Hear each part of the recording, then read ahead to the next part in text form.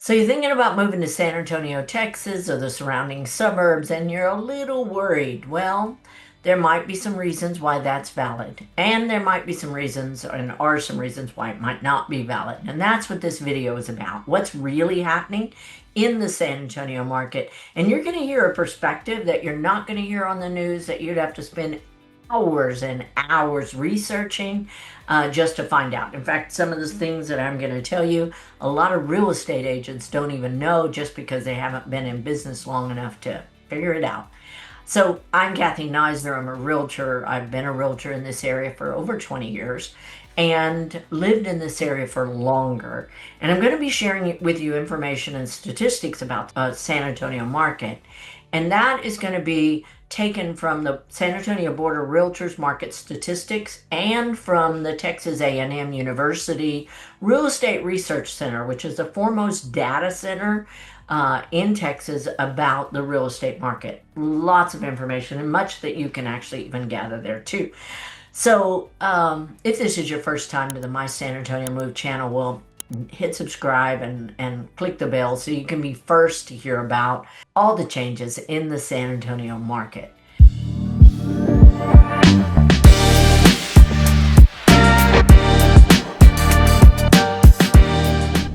So today, again, we're going to be talking about a perspective on history, and I'm going to share my screen several different times in the video to show you some charts, and then we'll circle back and talk about how really, at the end, does this affect you as a buyer or a seller in terms of what's happening in the market, what's really happening. So let's get to it. This is a chart that starts in 1990 and goes all the way to now. And it talks about months of inventory. Months of inventory is the number of houses or the rate that houses are selling right now. If you take all the homes on the market and you didn't have any new houses come on, at the rate that they are selling now, how long would that last? And how many months would it take to sell all of them? That's the months of inventory. So it really tells you the health of the market, the speed of the market, and whether it's a buyer's or seller's market. The happy middle there where its balance is around 5, but as it's there, it can tend, and right now is tending towards being a buyer's market. Under 5 is still a seller's market. So let's look at what's happened over time to give some perspective to what's happening now. So if you notice in 1990, wow, that was a big inventory, 15-month of inventory. So several things happened in the 1990s. You had the savings and loan crisis, and then followed by the dot-com bust and boom. So the inventory actually dropped down to 11 at 10 months, 8 months at a high several times, all the way into 1999, where it went to a 5-ish month inventory for a while. That actually is kind of a standard average, if you look over time, is that 5-month inventory, which is where we are, by the way, now in 2025. The problem is what we think the inventory is supposed to be.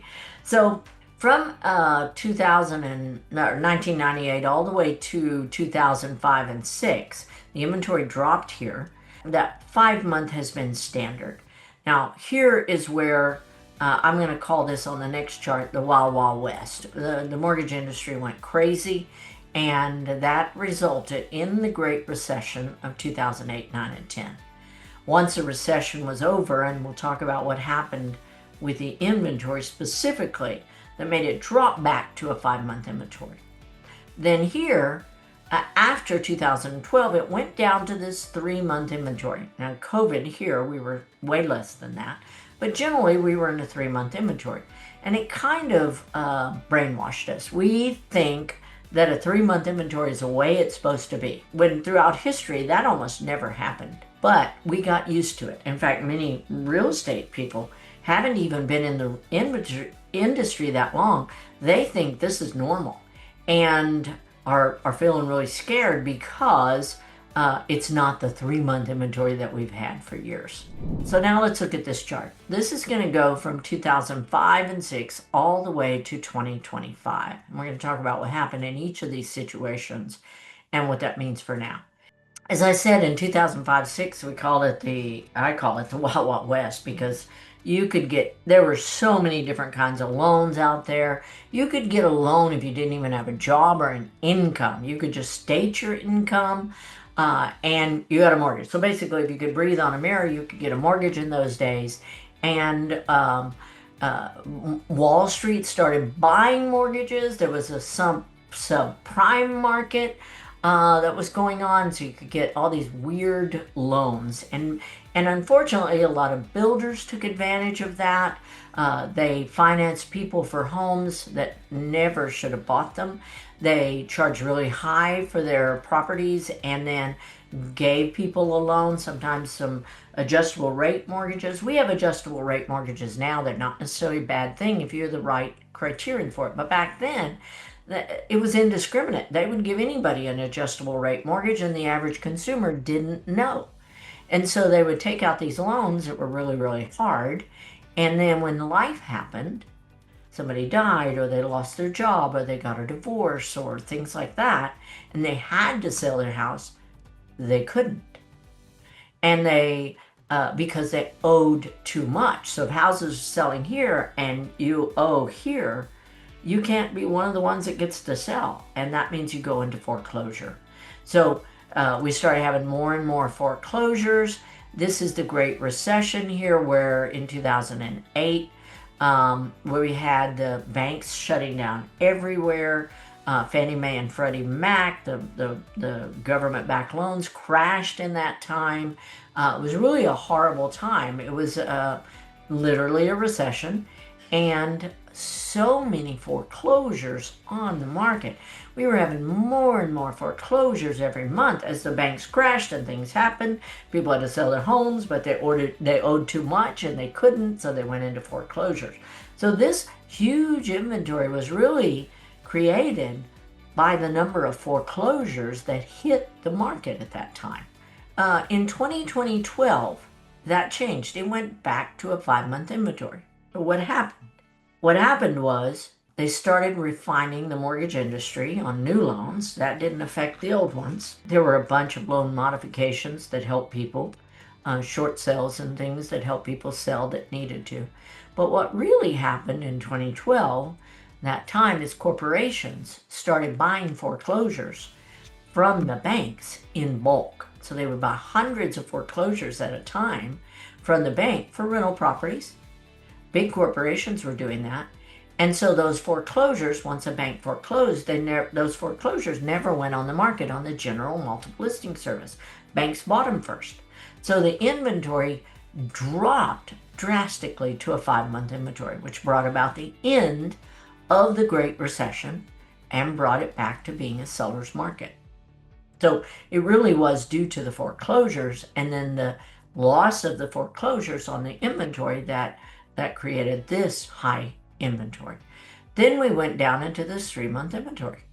And again, we've been kind of addicted to that. We think that's normal. And as I said, many people in the real estate industry weren't even in business before that. So they don't know. That's the only market they know is a 3-month inventory. And a 3-month inventory is pretty good for, really good for sellers. They're getting their price. And for buyers, they're getting a good house. Interest rates were reasonable at that point. And but in that time, in the 3-month inventory, they weren't getting to get a lot of assistance from the sellers. So sellers have their closing costs, and buyers have their closing costs. And when the seller chooses to help pay some of the buyer's closing costs, then they're assisting the buyer with their closing costs. In a 3-month inventory, it's so good for sellers. There are so few houses on the market compared to what are buying, that the sellers didn't have to do that. Now, back here in 2008, when there were 8-month inventory, it was very hard for a normal seller to sell. It was a price war and a beauty contest, and you had to win both in order to sell your house. Buyers were getting to ask for the moon. Sellers were saying, buy my house, I'll give you my boat. It was crazy what was happening for sellers to be able to sell in that market. Now, in the 3-month inventory, sellers don't have to give up that much, and they certainly didn't have to pay buyers' closing costs. So there were lots of down payment assistance programs. And when there are down payment assistance programs for teachers, nurses, firefighters, those, or the VA loan for a veteran, which is gets a zero down payment, then they don't have a down payment. And if they can get sellers to pay their closing costs, then they can come to the table with little or no money. That happened up here in 2008 and 9. But in the 3-month inventory, it didn't. In fact, there were lots of veterans who chose not to use their VA loan. One is because sellers were being so picky, they were going with conventional and cash. If you didn't get a conventional or cash loan, you probably didn't get to buy that house. It was very hard. And they certainly weren't giving any assistance to the buyers on closing costs.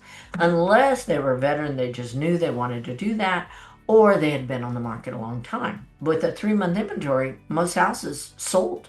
There were very few houses that what we call expire, where they last their time and come off the market. If a house expired, something was really bad wrong with it.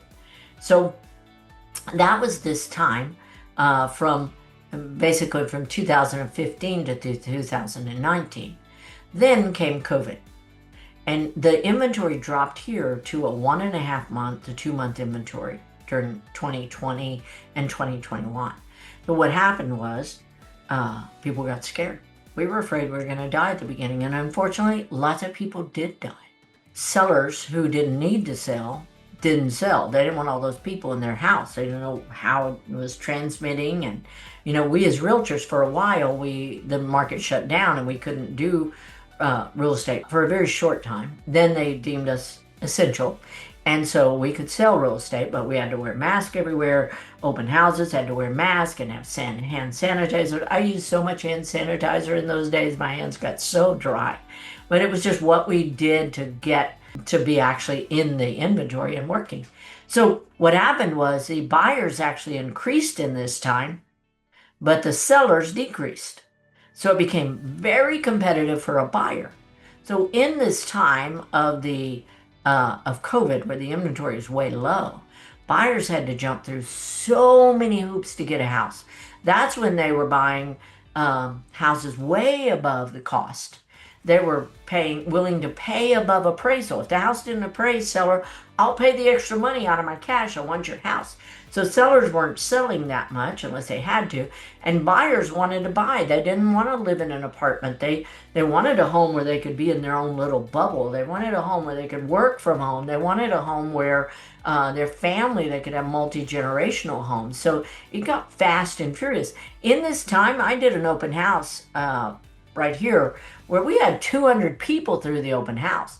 And there was one time where we got offers. We got 40 offers in 4 days on that house because buyers were just going after it. So naturally they sold way above the list price, and buyers just had to go all out. So once COVID, the shutdown was over, the lockdown was over, and the tension eased, guess what happened? The inventory went back to where it had been. Almost like COVID never existed, they went back to where it had been. However, in 2023, the inventory increased, 2024 it increased, 2025 it increased more. And here's where interest rates went up. And I want to go to another chart for a minute and then come back to this one. So this timeline is from 2017 to 2025. The blue lines are the listings on the market. The red lines are the actual sales every month, buyers actually buying. And if you notice, the sales went up and down each year. And that is seasonality, so more houses tend to sell in the spring than in the summer. People think that means that's the best time to buy or sell. Not necessarily the same, because the number of listings goes up and down the same way. So it's proportionate. And in fact, most times of the year, it's about the same proportion compared to what buyers are doing at the same month. So here's the 3-month inventory line where we lived for a long time. Here's where it dropped in COVID. Then it went back to 3 months, then back up 23, 24, and 25 to where now we're actually at a 5-month inventory where we've never been before since 2012. What I want to point out here, though, is that through the years, buyers have kept buying.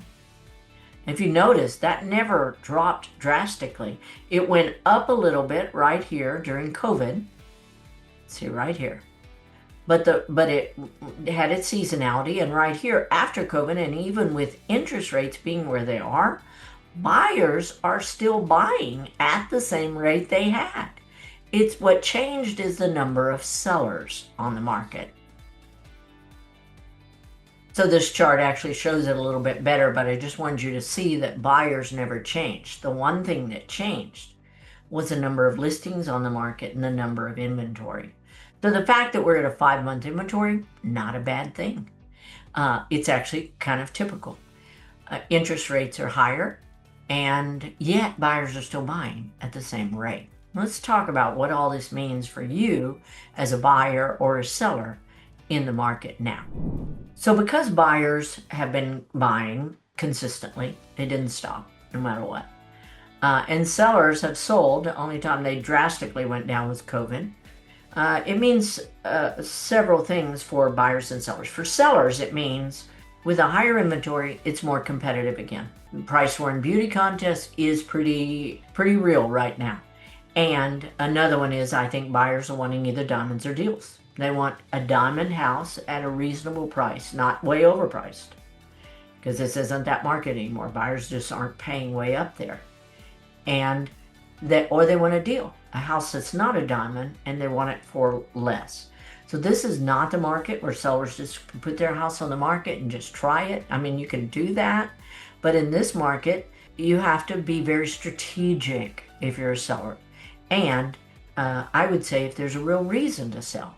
So again, family, job issues, death, divorce, job change, big things like that. But also if just your family changed, maybe you're just way too big of a family and for that little house and you just don't fit, or your family went way down and now you have this giant house that's costing you a lot of utilities and a lot of work cleaning it, and you'd rather go with another one. Those are all real and valid reasons to sell and buy. Now, when the market was so hot in the 3-month inventory and less, again, buyers did not get assistance for their closing costs from the sellers. Nowadays, that is changing. With a 5-month inventory, the average closing costs that sellers are giving to buyers and the whole San Antonio multiple listing service sales is $8,000 or $9,000. Sellers are actually giving that to the buyers at closing to help with their closing costs. Now, that average, so some are giving more and some are giving less, which means then veterans who want to use a VA loan and not come to the table with much money, or people using down payment assistance programs and not using and not having a down payment there, can actually get help with the closing costs and come to the table with not much money. Down payment assistance programs are usually for first-time home buyers or someone that has not bought in the last 3 years, and they are income-based. So you can make too much money. And in fact, 2 people with a good job probably make way too much money for a down payment assistance program. So, but whether you're using an FHA loan or conventional loan or VA loan, if the home's been on the market for a while, chances are you can get some assistance from the sellers. Again, that's a strategy thing that your realtor really needs to help you with. So clearly we're trending into the buyer's market where buyers are having more weight and more options, certainly more options out there to buy. But it doesn't mean that buyers get to come in and just kind of hit the sellers really, really low. Like I work with a lot of sellers and buyers. Love working with both. But sellers, I've never heard a seller say, yeah, we'll put our home on the market and we're willing to come off the price 10% or 20%. Sellers don't think that way. Sellers in most price ranges say, we'll come off $3,000, we'll come off $5,000. In the luxury, maybe we'll come off $10,000. But they're not coming off a lot in their mind when they list a property. Now, if they really want to sell, and as time goes by, they become more and more willing to do that. But if a house comes on the market, it looks like it's priced pretty well, you're liking it, you think other people might be liking it for the price, which if you're liking it, they may too, then that house is going to sell really well. It may still get multiple offers now. and to where the buyer has to be competitive. So again, your realtor really needs to have their pulse on the market to really know what it feels like, and that comes really with experience, in my opinion. If a seller's done price changes, they can also hit that sweet spot of price, where now all of a sudden, after lots of price changes, they get multiple offers all of a sudden. So the other thing that really affects things and has affected our market in the last couple of years has been global events and national political events. So every time something happens governmentally, globally, there's some big event, even locally. We had the floods here recently.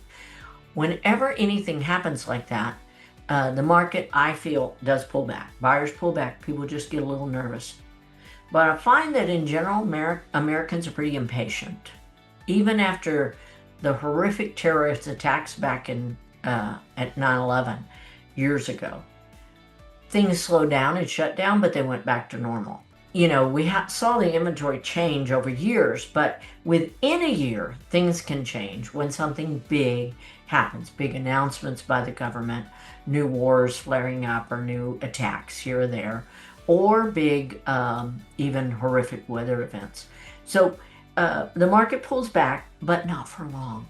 Not for long. Usually it goes back within a few weeks afterwards, and things resume as they were. So, should you be worried about buying a home in San Antonio, Texas? I don't think you should. Um, the What I've noticed here in San Antonio is that, and I coach agents across the country as well. Um, but what's happening here is very typical across the country. There are a few hot spots across the country where it's still a seller's market. There are still multiple offers every day. And but in general, that's not the case. In general, we've got a slower market. In general, it's a buyer's market across the country. So yes, are interest rates higher? And they could come down. Right now, the Fed has said they won't for a while, but we never know.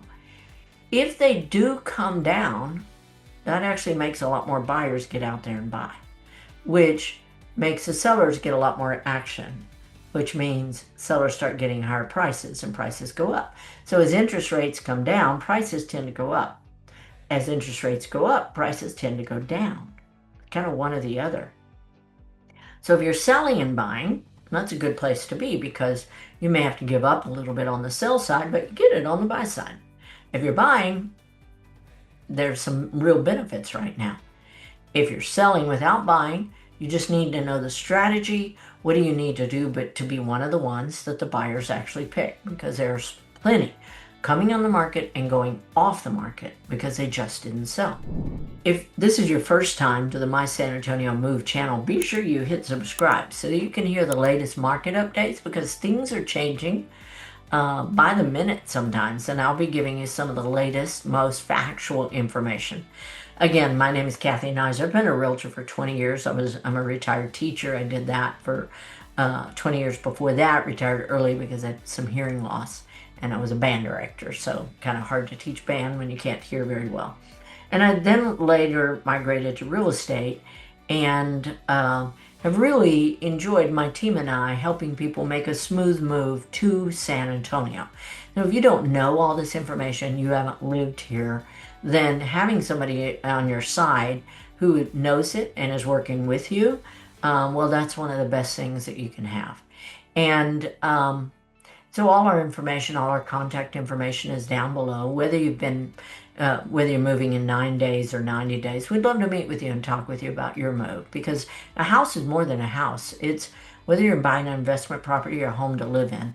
A house is what you need it to be financially. What do you need those payments to be? What do you need the surroundings to be, the area? What do you need the actual home itself to be? And what are all your options there?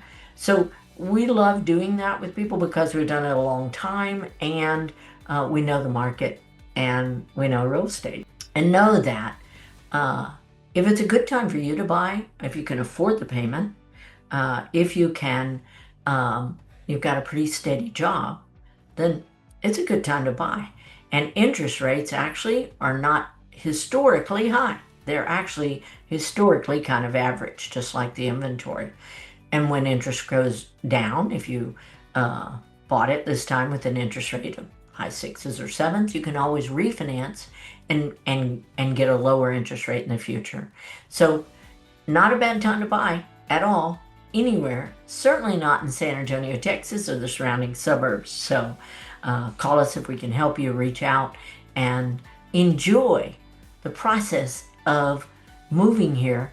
We'd love to talk to you, and we hope to see you around town. Thanks again for watching this video.